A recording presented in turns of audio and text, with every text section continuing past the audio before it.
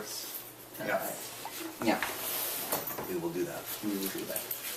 Okay. But we are a small group. We can always, if you want, and I'm able to do that with my German English, we can also talk about, you can interrupt me and we can, so to say, in an informal way, if you want. I prepared your lecture for minimum 60 minutes. 60 minutes. 60 minutes, yeah, around. We won't interrupt you. Yeah. As long as before we leave, we extract the maximum possible personal gossip about the two people. Well, we had that at lunch, but Summary. he can summarize it. I can summarize it, and please feel free whenever you have a suggestion or question. I hope there will be some interesting and maybe some funny stories. May I just apologize in advance that the Just War Conference has invited me to their banquet. I will listen as long as I can here. And Okay. may have to. Yes, of course, the banquet, as we know. Yeah, banquets can't be missed. On Symposium which is side very- of the question do you lunch or do you dine? Enough. Let us go on to our. Let me introduce Thomas Meyer, who's here from Germany, although he's teaching at the University of Chicago this semester. Officially as part of the Divinity School, but also teaching in the Political Science Department at the University of Chicago. And he is doing research for the year, as far as I understand it, in the archives of the Leo Strauss letters and archives that are at the University of Chicago. Yeah. For example, yeah. For example, he came to us, as I said earlier, from at the recommendation of David Kettler, so I am grateful to David for that.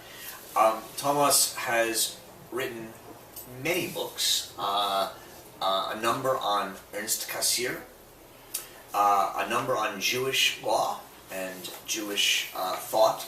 Interestingly enough, specifically between 1933 and 1938, so a very interesting period for German thinking. And he has most recently been interested in the work of Leo Strauss, which is why he's here today.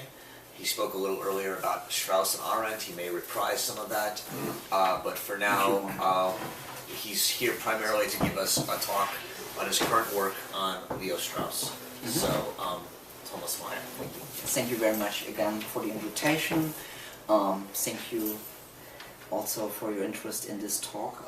I understand you're all very busy because of several conferences and other things going on here at BART. And yes, I changed the topic a little bit, or not a little bit, I changed the topic because I have to confess I failed in a way. I didn't mention that during my lunch talk, hospitalized for several weeks, so I failed to write a proper paper on Arendt and Strauss, as I announced, comparing their concepts of modernity and the polis.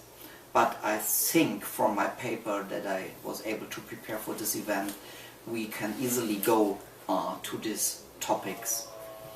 My current research, or my research interest now is really an intellectual biography of Leo Strauss, because I think we have a lot of rumors. We have Straussians, anti-Straussians, liberal Straussians, all kinds of Straussians. Strauss is now part of the agenda, but what we do not have is something like a framework, a narrative to reconstruct, it is my impression, to reconstruct his thoughts. And I think it is a proper way, and it is a good old tradition that we start in to understand someone, we reconstruct his life. And the first surprise when you read Leo Strauss is that he always was interested in his own life.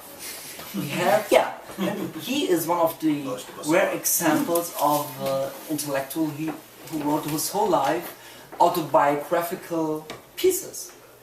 We have that not in Heidegger, we do not have that in Sartre or in others. We have that in this extent only, as far as I can say, in Leo Strauss, and so that's how I want to begin. In the summer of 1962, Leo Strauss circulated a manuscript to a select circle of readers. He sent it on its way with the following words, quote, "I plan to bring out an English translation of my book on Spinoza and to supply it with a preface. The preface will come as close to a autobiography as is compatible with propriety." End of quote. The recipients of the manuscript were friends and acquaintances from the 1920s, including the world-famous Gershom Scholem, whose appetite for autobiographical essays from members of his generation was proverbial. Scholem had known Strauss since 1924, when both taught in Franz Rosenzweig's Freiem Jüdischen Lehrhaus in Frankfurt am Main. After a thorough reading of the manuscript, Scholem replied on 28 November 1962, I quote again, "You have rarely written anything more remarkable. I consider it your intellectual biography, in which one adventure of the mind and its failure is linked up to another. The only thing to which I take exception is that you skip over a few stages of your autobiography. The poor readers who know less about you than I do, especially the poor Americans who have no idea about these things, will be simply astonished, in English, baffled. For the time being, I will preserve my copy of the manuscript totally clean, because who knows whether you may not declare it apocryphal at the last moment." End of quote. The fact that Leo Strauss wrote an intellectual biography has not been properly appreciated by all his readers and interpreters. Of course, it is not an autobiography of the kind one gets from a 70-year-old actor. But neither does it follow the model Goethe used for Dichtung und Wahrheit. Scholem's astute reference to the adventures of the mind, in German Abenteuer des Geistes, a phrase that recalls the romantic Ludwig Tieck and expresses an alternative formulation of the idea of a theological novella, comes closer to the mark. In his intellectual autobiography, Strauss limits himself to what you might call the novel of development, Bildungsroman. Scholem was also right that a few stages of Strauss's autobiography would be hard for his American readers to appreciate. Hardly anyone in the USA could have known the debates about Zionism rehearsed in the Spinoza preface, except perhaps readers who were themselves involved. It is only since Heinrich Meyer published the greater part of Strauss's articles for Jewish papers and journals in his edition of Strauss' Gesammelte Schriften that even scholars could recognize what Scholem knew straight away. But this reticence is characteristic of Strauss's whole life. Throughout his career, Strauss was inclined to treat questions that involved him and his personal circumstances as questions of political philosophy that happened to manifest themselves in his historical context. This was not hybris. Rather, it expressed Strauss's conviction that both the question of the right life and the so-called Jewish question, that's how he puts it, were inseparable, bound up with his own fate. As a Jew in the 20th century who regarded himself as a political philosopher, Strauss's life was, if you will, shaped by upheaval. He tried to understand this process in terms of a tension that was not to be overcome, the tension between his Jewish origin and his political philosophy. Yet he could see that he was not the first who perceived this chasm and negotiated it in a productive way.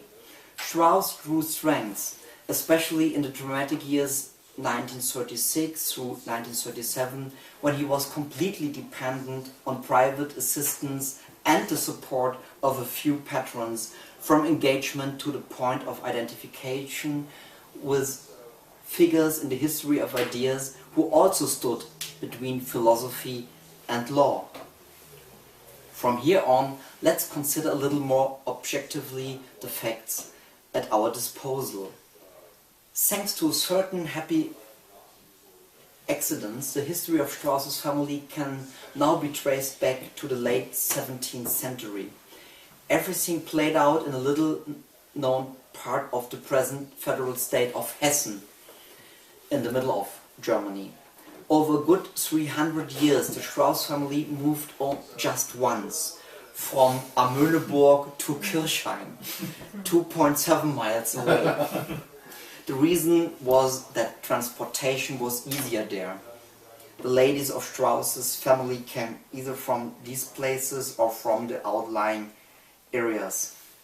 In the 19th century, the Strauss family built a successful little business in fodder and cattle.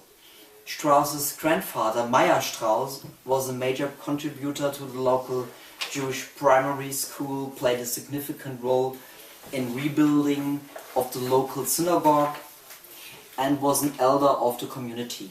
Also, he professed orthodoxy. He was at the same time a member of the liberal Zentralverein Deutscher Staatsbürger jüdischen Glaubens.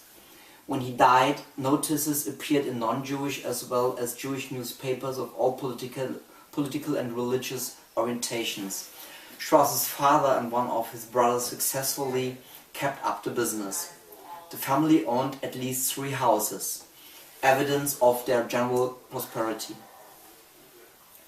In the curriculum vitae from 1967, Strauss wrote for his former gymnasium in Marburg, 6 years before his death. He described his own way in the following, his own life in the following way. And now a very formal, typical German, old-fashioned CV. I quote: 1899, 20th September, born the son of Hugo Strauss and his wife Jenny, née David in Kirchheim. 1905 to 1908, attended the Jewish primary school in Kirchheim. 1908 to 1912, attended the Rektoratsschule in Kirchheim. 1912 to 1917, attended the Gymnasium Philippinum in Marburg. I will explain that later on. 1917 to 1922, study in philosophy at the universities of Marburg, Frankfurt, Berlin, Hamburg and Freiburg. December 1921, promotion to PhD in Hamburg. 1925 to 1932, Akademie für die Wissenschaft des Judentums. 1927 to 1932, participated in the preparation of the Jubilee edition, Jubiläumsausgabe of the Gesammelte Schriften of Moses Mendelssohn. 1932 to 1936, Fellow of the Rockefeller Foundation for the Social Sciences in France and England, that means in Paris, London and Cambridge. 1938 to 1949, and now typical German CV, as I said, lecturer, assistant professor, associate professor, professor in the departments of political science and of philosophy, graduate faculty, New School for Social Research, New York City. 1949, ongoing professor of political science, Chicago. Summer 1953, Berkeley, guest professor. 1942 to 1955, guest professor in Jerusalem. 1959, ongoing Robert M. Hutchins professor, fellow at the Center for Advanced Studies, Princeton University, Dr. Honoris Causa, University of Hamburg. We have all written resumes in which we try to keep a goal in mind without losing sight of the truth. But as simple as it seems to present one's own life in terms of dates and institutions, it is also an exercise in construction and reconstruction. When such constructions and reconstruction make their way into archives from which they can be dug up by historians like me, they come to be called self-portraits. Over them stand warning signs that say careful, observe, authorial intention. The biographer of the political philosopher Leo Strauss must also observe these rules. Whatever the fine phrase intellectual biography implies, he must first of all be a radical historicist and no less fundamentally a skeptic. Let's play that out in terms of the document I've just quoted at length.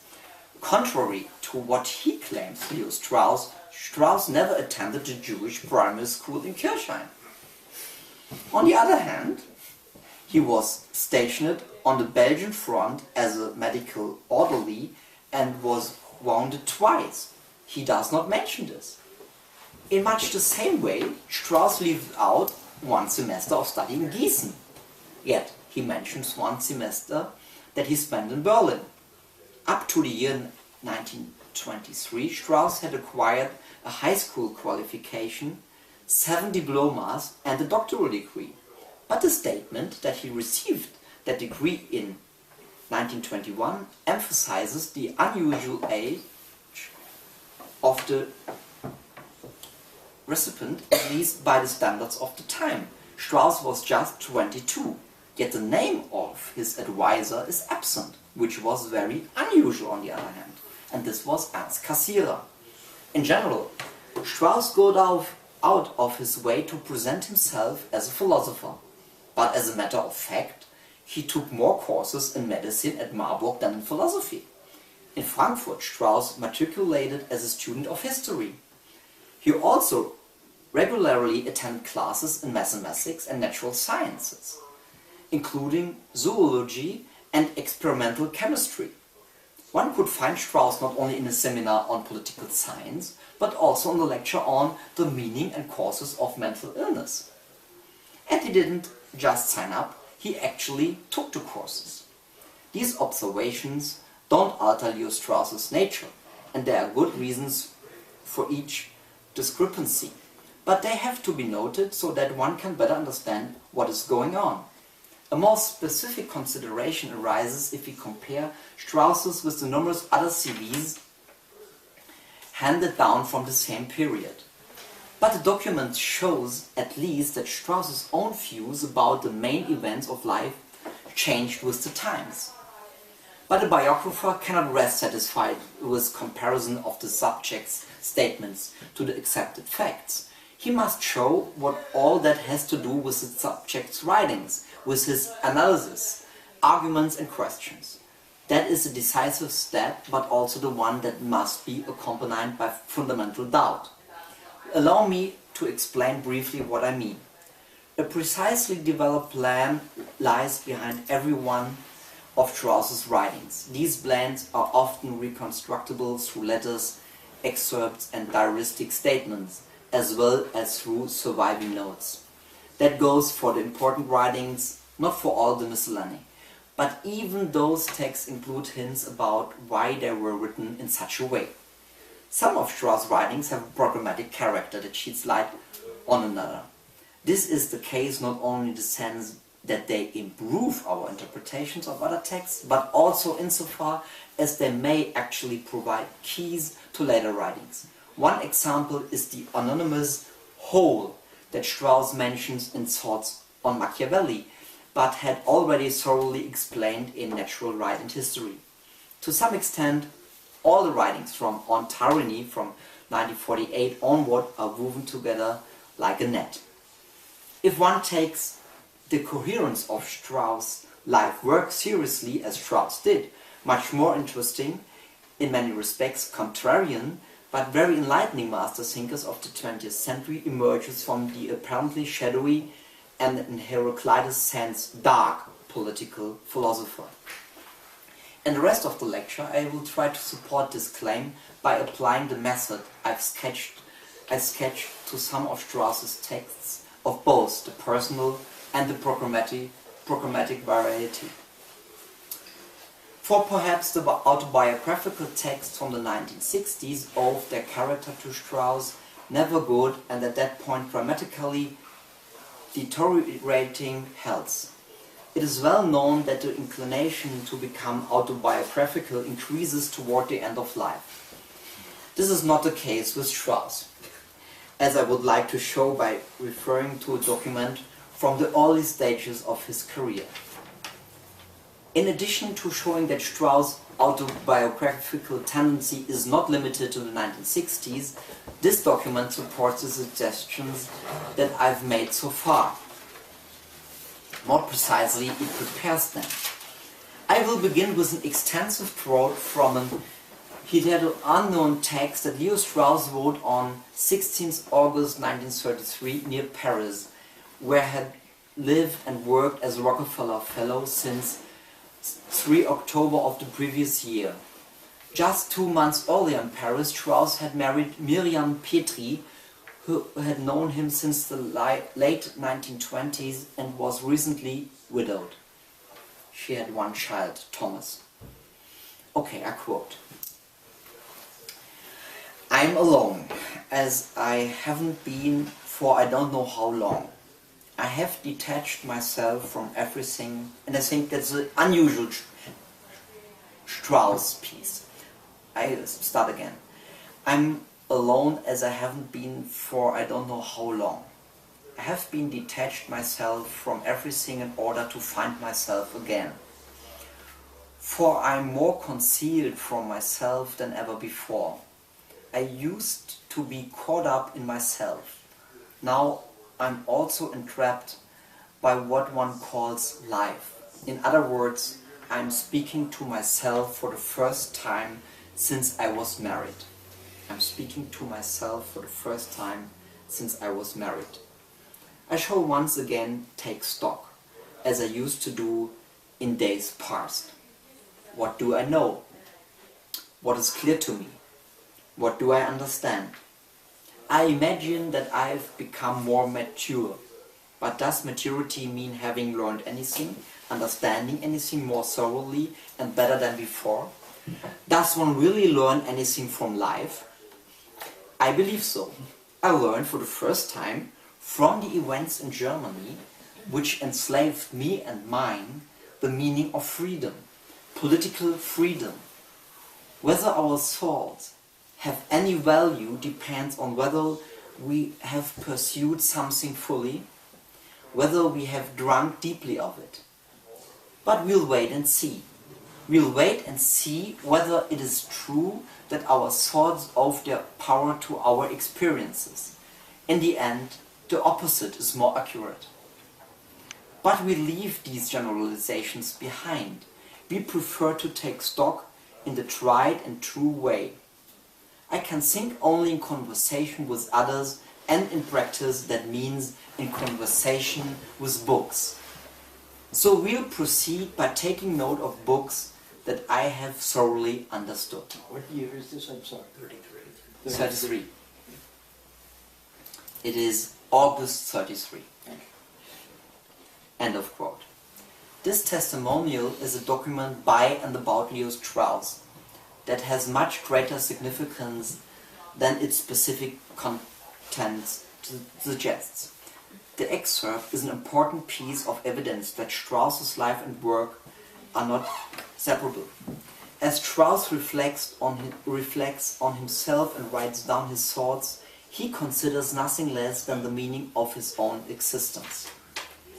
The sort of thinking that Strauss engages in here is not the kind that one periodically turns to or with which one passes time. In the 1920s and 30s, that sort of thing was a topos that acquired a wonderfully ironic meaning, as in the famous bon mot of the Heidegger students.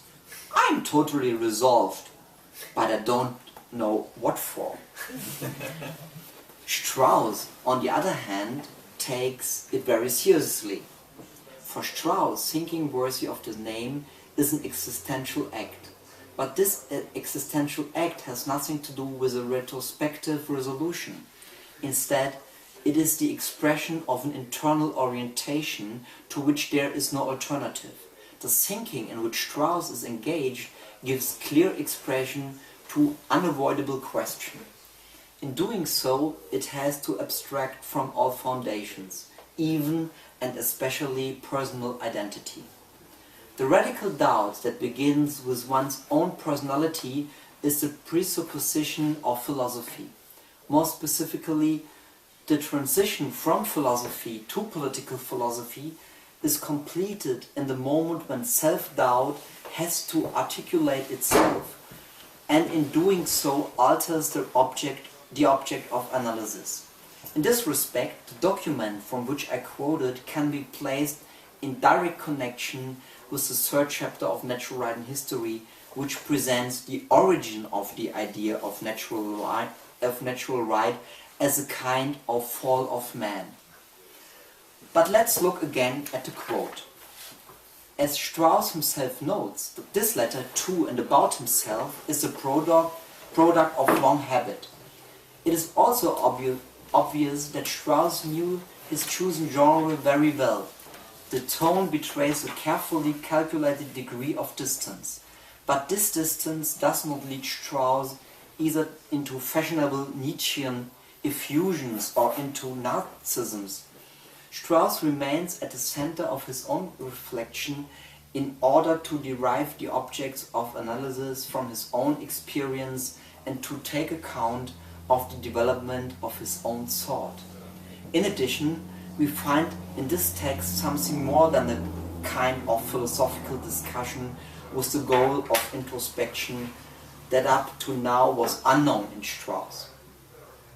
And if you read Strauss' research, I think you agree.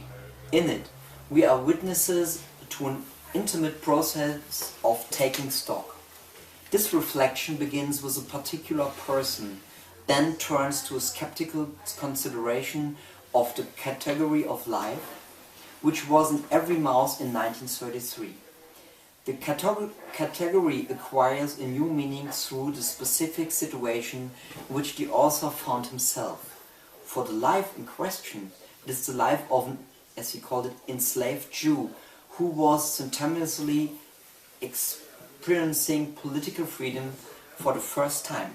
In this respect, Strauss defines his understanding of politics through being enslaved by National Socialism. Thrown back into the externally dictated category of life, which dominated the political sphere more than ever before, Strauss seeks a point of exit from his conundrum. He would articulate this point of exit in a book, The Study of Hobbes, published in England in 1936, which Strauss conceives as a history of the transformation of the concepts of fame and honor. I'm a German, that is why I use all the genitives. Of the transformation of the concepts of fame and honor, as he explains later in the same quotation. The fact that Strauss translates the political situation and its direct influence on his personal fate into the history of political philosophy has immense consequences, as I can see, for understanding his intellectual development. The idea of esoteric and exoteric writing that he would develop later has not only its origin, but also its slightly mysterious basis and structure in this translation. I will return to this issue. Before doing that, however, I will take up a broader point about Strauss's general achievement that closely connected to what I have just said. I began a little boastfully maybe by announcing that the document under discussion has greater significance as a whole than the specific statements that it contains. That is because I believe it represents a kind of prototype for Strauss's work. All Strauss books are eminently autobiographical. In Letter to Students, Strauss describes his Spinoza work of 1930, his first official book, after the dissertation on Jacobi in 1922 with Cassirer, as a justification for rejecting Jewish observance. The Philosophy and Law book, now famously discussed here in the States and translated twice, of 1935, concludes his engagement with Zionism. He conceives the Hobbes book as a case study in the modern reshaping of the ancient inventory of extramoral virtues in the political sphere. Strauss's commentary on Xenophon's Eros shows the dangerous proximity of philosophy and dictatorship, a theme that is taken up again in Natural Right and History. The work of Xenophon, in other words, is a study of Hitler avant la lettre that reveals the extreme danger of abuse inherent in the philosophical ideal of education without reference to Strauss' own early political insights. One need only take the explicit references in the introduction seriously to understand what's going on. That's my interpretation. Persecution and the Art of Writing superseded Strauss' earlier efforts, thus presents a Strauss who wants to take the bull by the horns in a different way. As notes from the early 1940s make clear, this involves a total revision of previous answer to the fundamental question of the relation between philosophy and revelation, a question that Strauss could not leave unanswered after the Shoah. I could go on. On the deepest level, Natural Right and History is a book from the late 1920s, provided you are willing to link the systematizing effort that led Strauss to his critique of Karl Mannheim with a general consideration of natural right. The overall thrust of the treatments of Plato, Aristotle, Thomas Aquinas, and last but not least Rousseau is that the original doubt concerning social science, namely its ideal of objectivity, made it incapable of thinking politically, was correct. Finally, the Machiavelli book expresses Strauss's own thought. That is what the Straussians say. Here, with the help of lifetime work, Strauss makes perhaps his most radical attempt to address the question of the conditions of the possibility of philosophical self-justification and their still unresolved connection to revelation. That problem is taken up again in Strauss' analysis of the works of Aristophanes, in which literature takes the place of revelation. Then, in the great introduction to the epoch-making edition of the Guide of the Perplexed from 1963, Strauss unveils the blueprints of his book on Machiavelli and Aristophanes. The structure determines the contents because the contents admit of no other structure. You could understand the interplay of structure and content as the direct consequence of Strauss' turn to esoteric writing. These are books that contain, as it were, their own secrets, their own life. Recall a sentence from the 1933 text. I can think only in conversation with others, and in practice that means in conversation with books. So we will proceed by taking note of books that I have thoroughly understood. As you see, I hope so, as you can see maybe, I accord this text a foundational function in my forthcoming intellectual biography of Strauss. I think I do so for good reasons. First of all, the document I've quoted doesn't stand alone. Similar texts, and nobody transcribed them before, similar text, and also the Strauss relatives were not aware that they were part of the thousands, or maybe 10,000 pages, untranscribed today, that reconstruct Strauss' thought from his own perspective, can be found up to 1945. One must conclude that we are dealing here with an integral part of his work. These texts are, as it were, preparation for Strauss' formal writings that foreground the first-person perspective.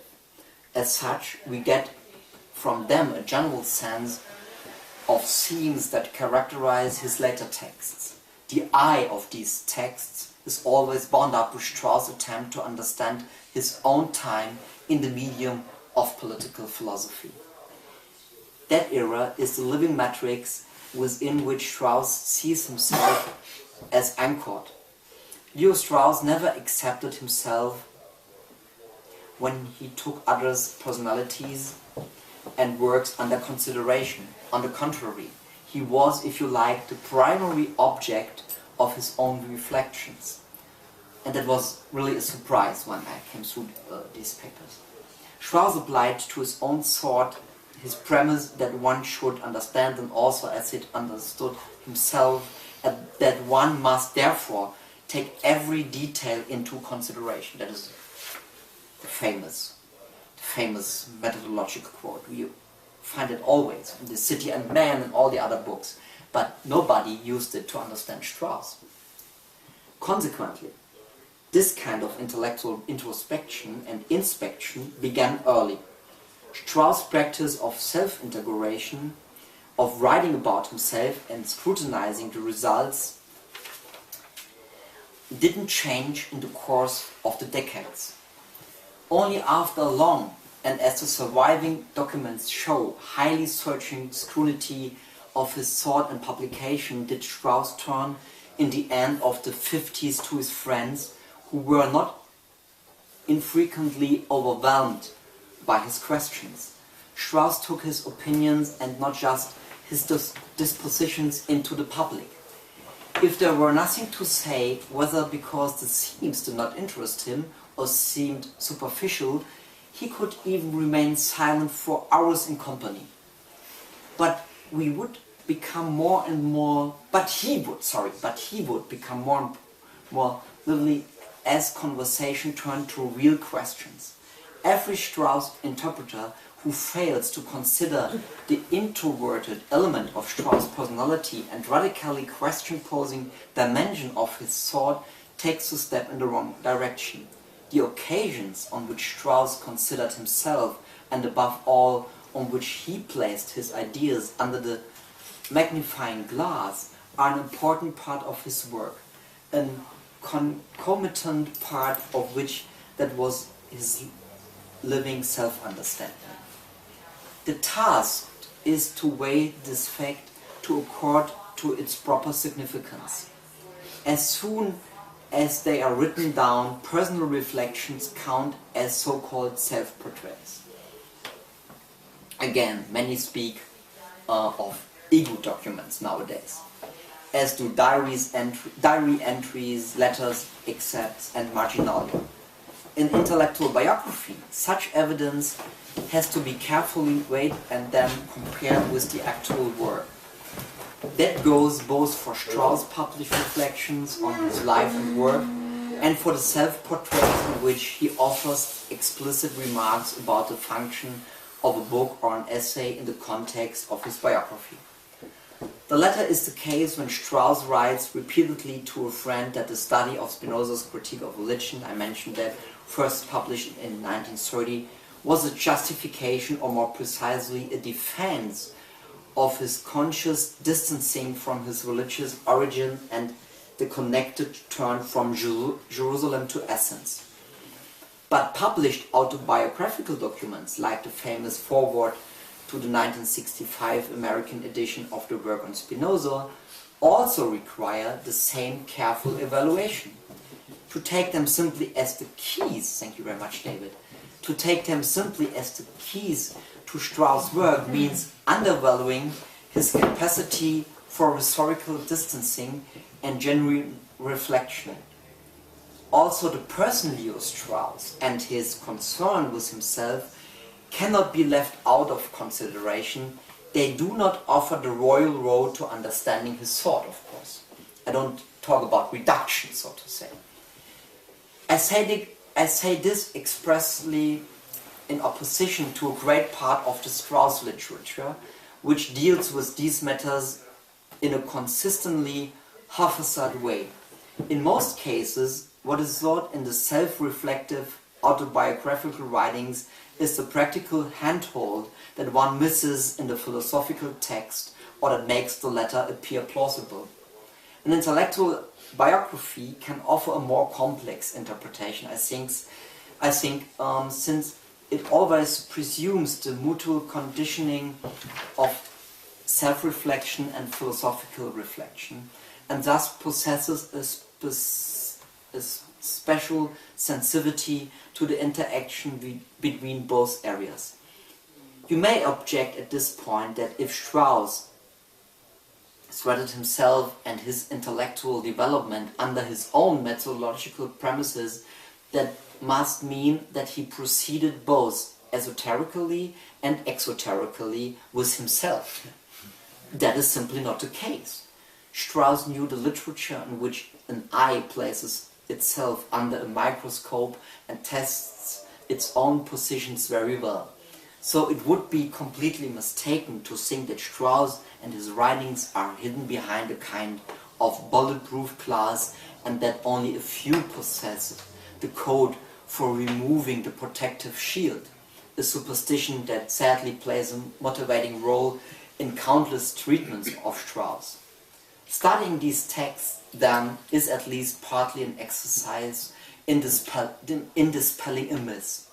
My exercise with Strauss texts allow me to assert, on the contrary, that as a rule Strauss said very precisely what he actually thought, what method he applied to a question, and how the solution looked to him. Let me offer a final explanation for the significance of this document.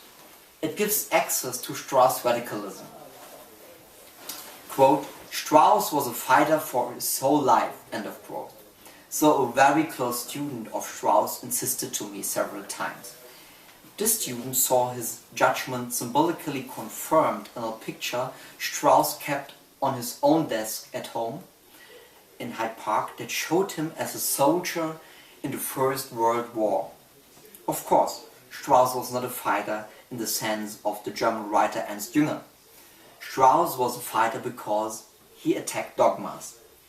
Strauss thought it was impossible to be a fighter in behalf of a derivative standpoint that owed its foundation to the rejection of classical and medieval philosophy. Specifically, liberalism was not an option for Strauss because the dogmas of liberalism deviated from the traditional idea of natural hierarchy. The fighter Strauss dedicated himself to the task of placing those dogmas in question. At the same time, he fought to establish the irreducible confrontation between Athens and Jerusalem as the decisive opposition in the question of truth. In Chicago, Strauss concentrated above all on the ways in which paradigms, methodologies and theories turn into ideologies. He tested them not only for their inner coherence, but also devoted himself to showing that their rarely stated goal of influencing social processes was the core of their existence. Strauss as Mannheimian, of course. Unheimlich Mannheim. Unheimlich Mannheimian way. Okay. We all have our traumas. Yeah.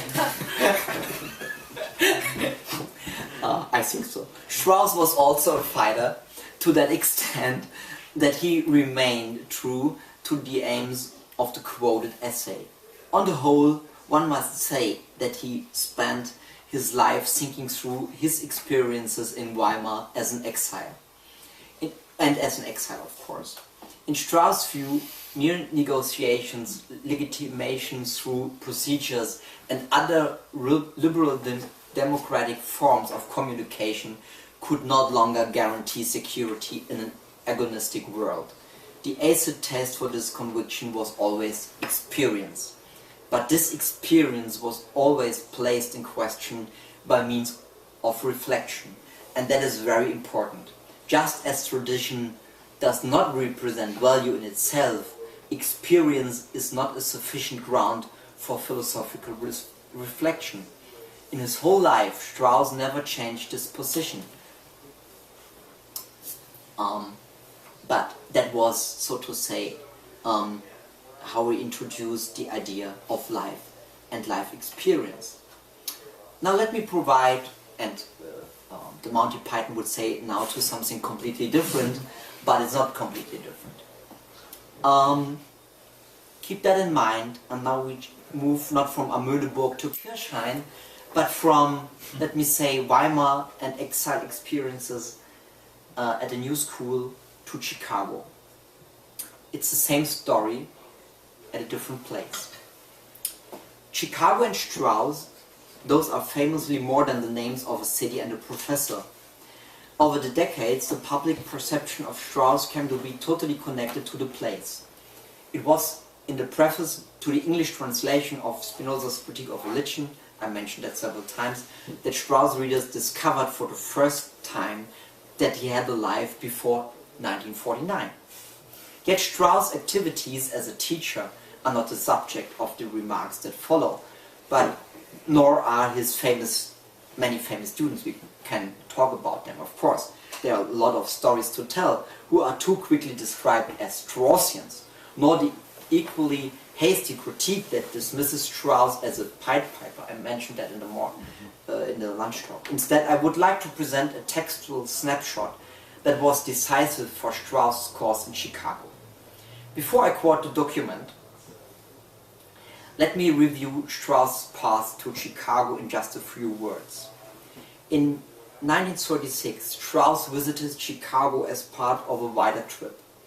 With the support of the Rockefeller Foundation and furnished with recommendations from Ernest Barker, Robert Tawney and Hayo Holborn, they were all historians or social scientists and, maybe historians of ideas. Strauss, who had found himself in existential difficulties in England, was trying to find a place in the United States. The trip concluded without success. In Chicago, Strauss met with John Ulrich Neff, but his request that he be accepted by the political science department remained without effect. Richard McKeon expressed serious reservations when responded to Strauss's inquiries. In 1937, Strauss was put in touch with Salo Wittmeyer Baron by his brother-in-law Paul Krauss and his former supervisor, the philosopher Julius Gutmann. After he looked over Strauss's paper, Wittmeyer Baron, and talked with him in London, Wittmeyer Baron invited Strauss to Columbia University on a half-year research grant. The goal was to put together an anthology for the 1800th birthday of Moshe Maimon, which would occur in 1938. You maybe know that there was, still today there's a lot of discussion, born in 1135 or born in 1138. So the Germans decided to celebrate in 1935 and the Americans decided to celebrate in 1938. So luckily for Strauss, which would occur in 1938, as I said. The anthology never appeared, but years later, but circumstances in New York revived Strauss' old contacts with Emil Lederer and other scholars at the New School. As is well known, the New School offered Strauss a temporary lectureship, while he also accepted freelance positions with various Jewish research institutions. In 1938, Strauss finally achieved resettlement in the United States, seemed promising. In 1942, the economic historian, Christian socialist and tireless campaigner higher education, Robert Tawney, whose advice was sought by both the president of Chicago University, Robert Hutchins, and John Ulrich Neff, reported back he had met Strauss in New York, where he found him intellectually matured. In short, the man had to go to Chicago. Yet it would take another 3 years until the political science department and the Committee on Social Thought reached an agreement about Strauss. It was Neff who actually scouted Strauss in New York, and his discussions with Strauss were not without impact in Chicago. Above all, Leonard Wright of the Political Science Department showed interest. This in turn encouraged President Robert Hutchins to take an active role. He appointed Hans Morgenthau as a kind of spy in order to find out more about Strauss. Neff, for his part, asked Edward Shilts to keep an eye on the activities of Wright and Morgenthau. As you see, it could almost be a script by Jean le Carré. It was an extensive letter from the Shilts to Neff that, so to speak, sealed Strauss' fate. I will quote it in a moment. By the end of August 1948, salary negotiations were underway.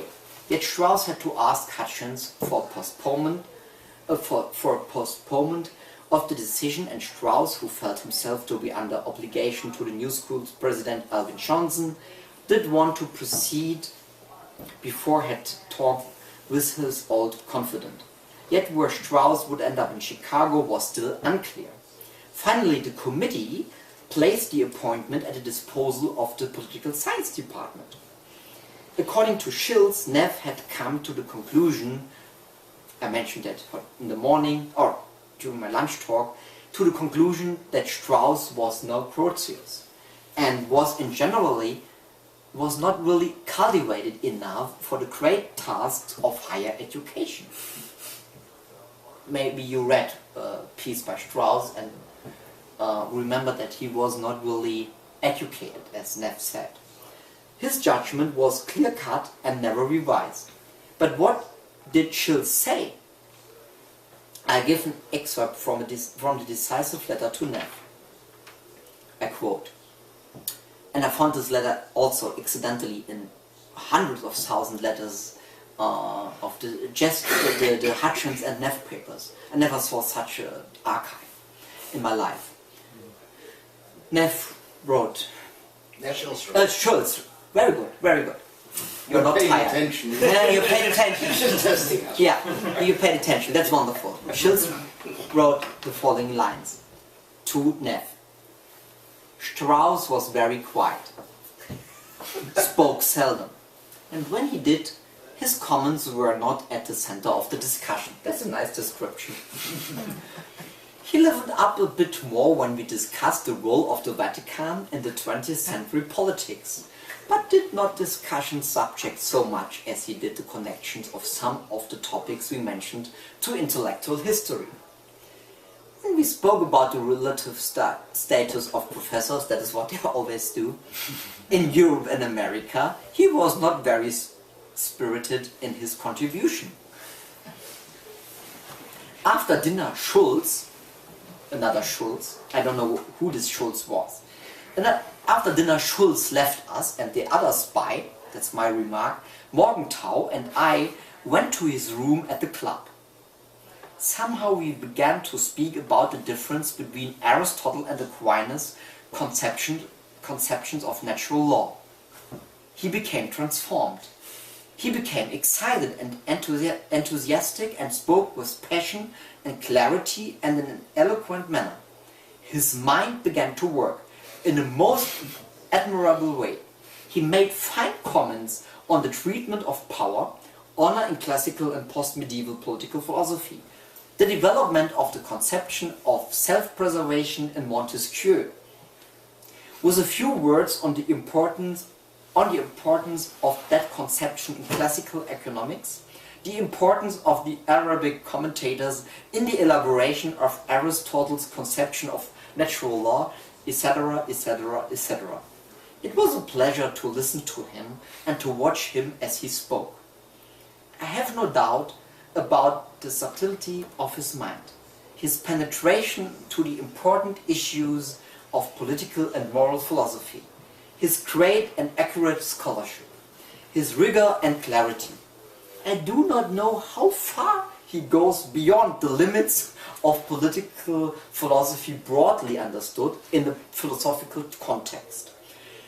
I could not guess what his attitude is toward literature, history, the tasks of education and American civilizations from anything which he said explicitly. But I would surmise that his concern about the last is not great. It is on that point alone that the question of his full incorporation into the committee becomes difficult. Did you say love or life? Life. Life. Life? Difficult. No, whether it was his conception about... I thought you said love, and I was a little taken aback. No. I said nothing. I said also life. Life, okay, that's sure. Okay, I understand. It is only at that point alone that the question of his full incorporation into the committee becomes difficult. End of the long quote. Thus was the judgment of Strauss expressed. After some to and fro with the new school, Strauss got a very good offer from the political science department, but he never made it onto the Committee on Social Thought. Nowadays, all people think Strauss is a member of the Committee on Social Thought, but you see now why he was never a member, because he was no Proteus, according to John Ulrich Neff's phrase, which was often repeated to Hutchins and others who shared in the decision. In connection with his move to Chicago, Strauss was offered 6 lectures under the auspices of the prestigious Walgreen Lectures. Since we happily possess the original manuscript, it can be said in good conscience that Natural Writing History is an almost completely new book. The lectures concentrate for the most part on Max Weber. Henry Jaffa and Thomas Pengel provided us with an impression of the lectures, the original lectures, but both leave out the actual conclusion, which conveys a great deal about the, if you like, new American Strauss. And now I have to give an interpretation because I'm from the philosophy department, and maybe you think now 45 minutes with nice stories, I have to give you an interpretation of the text, of course. The text in the archive reads as follows. I quote, that's the end of the original Walgreen Lectures from 1949. They are unpublished. Permit me to conclude these lectures with a personal remark. The subject of these lectures has been of such a nature that I could not help touching on issues regarding which all men of goodwill feel strongly. I do not believe that I have hurt anyone's feeling, but I might have said things that conflict with the most cherished convictions held by some of you. As I said, he's a fighter. This cannot be held. One cannot try to reach clarity on the issues regarding which clarity is most needed without questioning all cherished convictions, whether they are one's own or those of others. Whether we like it or not, we have to follow the model of the master of those who know. The master of those who know. It has been well said of Aristotle, solet Aristoteles quaere pugnam. Aristotle has a habit of seeking a fight. I hope you see the connection. He is seeking a fight, that's Strauss. He is seeking a fight not because he loves fight and enmity, but because he loves peace and friendship. But